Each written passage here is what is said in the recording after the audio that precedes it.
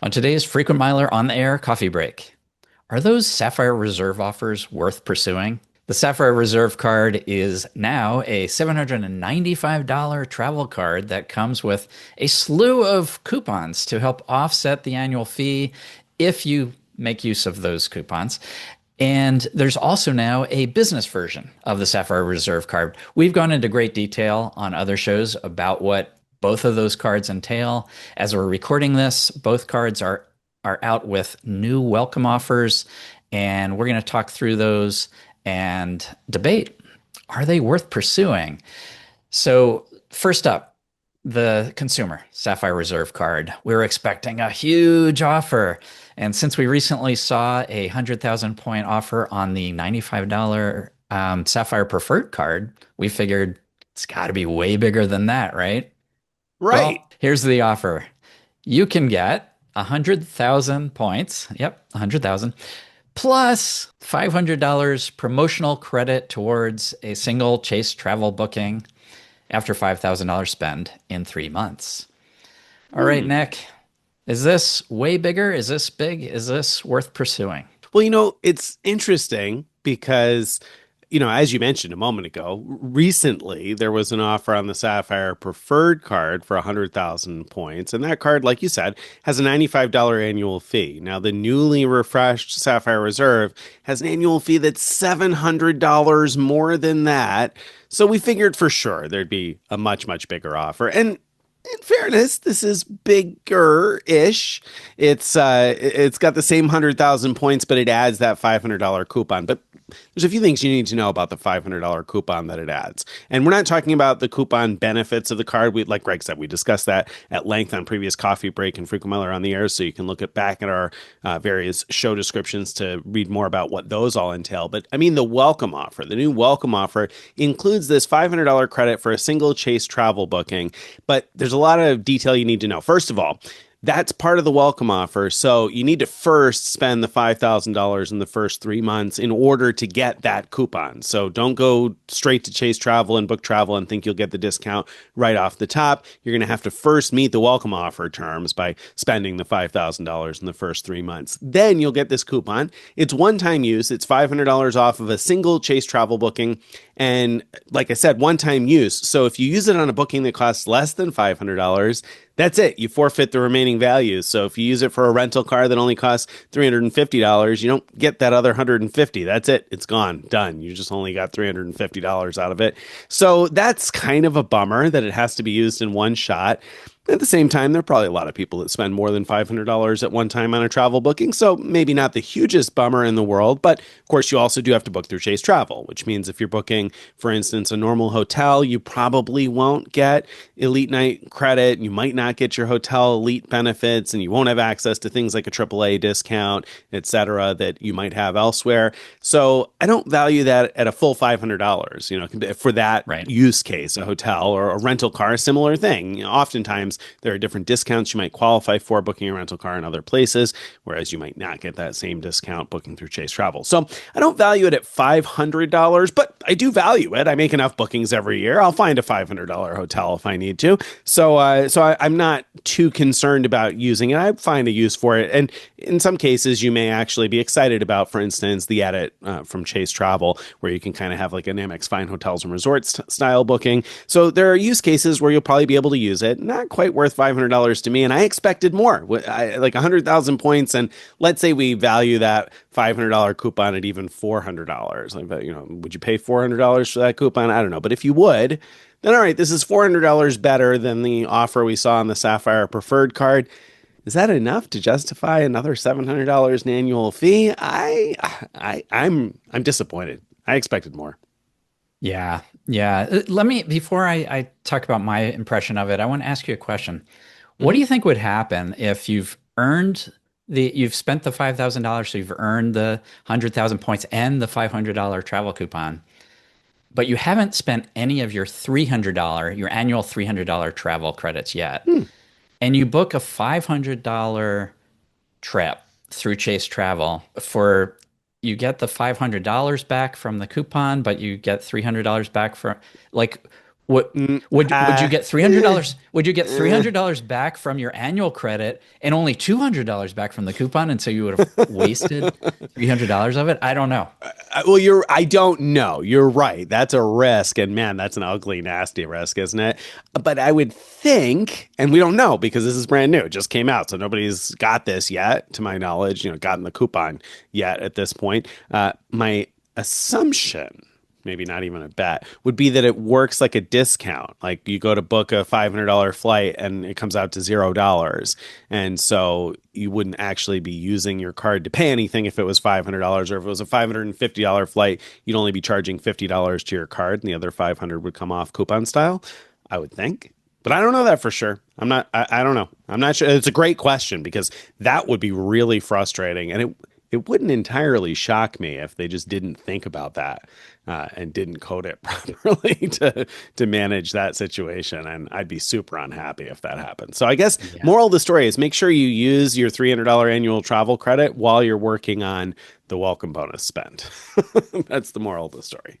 Yeah, well, if we find out it's a True. rebate as opposed to a credit, then you do Right. need to worry about that. Otherwise, it wouldn't be an Yeah. issue at all. I think you're definitely right about that. So what do you All think? I right, mean, well, is this so are you more positive on this than I am? I mean, obviously I'm disappointed. I think it should have been stronger. What do you think? yeah, I'm disappointed too. So I think on our show I said I was expecting it to be around 150,000. I think I said that. Rumors are that the welcome bonus for the new card is going to be huge. Is 150,000 points huge? Well, kind of, but not compared. It's kind of Um, around 150,000, isn't it? It's 100 plus if you value the $500. $500 credit, if you value the $500 credit at 5,000 at 50,000 points, sure. I don't. So, Right. uh, so yes, it's disappointing, but that doesn't mean that it's not worth pursuing. So let's ask that question: is if you are able to if you're eligible for this card, should you pursue it? Because I mean, the Sapphire Preferred 100,000 offer was great. We said go for it. This is a terrific offer. Why not go for it if you're eligible? In this case, you can argue that it's similar because even though it has that 795 annual fee, the $500 travel discount plus $300 in travel rebates that come automatically more than erase basically or rebate the 795 annual fee. So you can kind of think of this if you book enough travel to use both of those fully. You could kind of think of this as a free after rebate trial of the Sapphire Reserve card, and you get 100,000 points on top of it.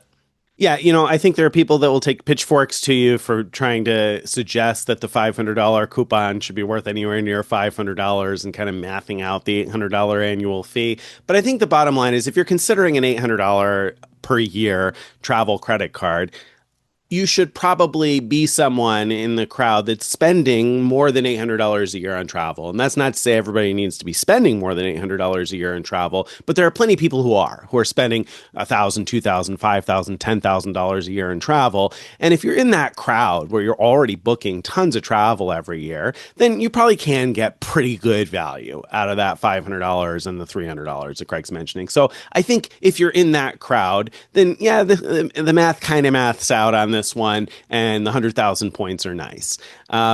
If you're not in that crowd, if you're like, no, I'm trying to spend as little money on travel as I possibly can, then I have a harder time justifying this. And I'm conflicted because somebody asked, do I think we'll see a better offer? And I mean, I can't think of a time when Chase has launched a brand new card or like refreshed a card and then like increase the offer later. Usually it's the other way around. You get a great offer to begin with, and then you don't see that again for maybe ever or years or a long time. So I don't have high hopes of it being a better offer. I just wish that it was a better offer. So since I don't think it's likely that they'll launch a better offer, I think if you're interested, now is probably the time. I'm probably going to give this a shot, even though I'm over 524, because oftentimes they'll approve people who are over for the first, I don't know, however long while they're promoting a brand new offer like this. So I might give it a shot because I don't think we'll probably see better. And I need 100,000 points. I could use those points. But I'm disappointed. I should have gone for the Sapphire Preferred, I feel like. After, if I knew what this was going to be, Yeah.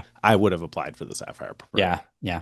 I agree. So if you applied for the Sapphire Preferred 100K and got in on that, that's great. That was the better overall move, I think, for most people. The Sapphire Reserve, in my opinion, if you're one of those people like Nick said, who, is sure you're gonna be able to use the $800 combined of travel credits, no problem. And you think you might be able to use all those other types of coupons and credits, then this is, I think, a very good offer to pursue. So it gives you a year to sort of free after rebate, try out this card, and then you can either downgrade it or cancel it when the next annual fee comes due. So yeah, I think it's an offer worth pursuing for many people, but that doesn't mean we're excited about it. Yeah, there you go. I think that's a great nutshell description there. So let's talk about the business card. Business card is out with a much bigger number, so it looks exciting initially. 200,000 points, so double the welcome offer points. 200,000 points after $30,000 in purchases in the first 6 months. So it requires a lot of spend for most people. By most, I think by most people's opinions, that'd be a lot of spend. Although most business owners, not necessarily. That's not, over 6 months, it's what, $5,000 a month. And I'm sure there are a lot of business owners spending well more than that over the course of 6 months. So what do you think about this? 200,000 points. That's the biggest, I think, number of points we've seen that I can recall on a Chase card for the welcome offer, Oh, transferable points at least, right? absolutely, So for sure. The biggest I can remember is, and it happened a few times, I think, 120,000 yeah, points for the Inc. Business Preferred card. But keep in mind, that's a $95 annual fee card and only required, if I remember right, I think 8K I spend think to so. earn the 120,000 points. So this requires more than twice the spend to get less than twice the More than three times the number of spend. bonus points. Yeah, Yeah, more than yeah, three times the spend. Yeah, actually, good point. yeah, To get less than twice. right. So it's yeah. So based on that metric, it's not nearly as good as Right. that old offer. Right, right. But it's 200,000 points, and based on our reasonable redemption value, 1.5 cents per point, that's like $3,000. That's essentially like 10% return on spend. You're gonna get $3,000 worth of return on $30,000 spent. So if you'd make use of the coupons and find the coupons to be worth the cost of the annual fee, I mean, getting 10% back everywhere on 30 grand over 6 months sounds pretty good, doesn't it? Yeah, ish. I mean, so if you think of another way to think about the welcome bonuses is like good bonuses are usually with transferable points usually in the like 10x, 11x range, meaning the amount you spend, you're going to get a bonus that's about 10 times that. This isn't that high. This is what six and change Yeah. X, I think. Right, right.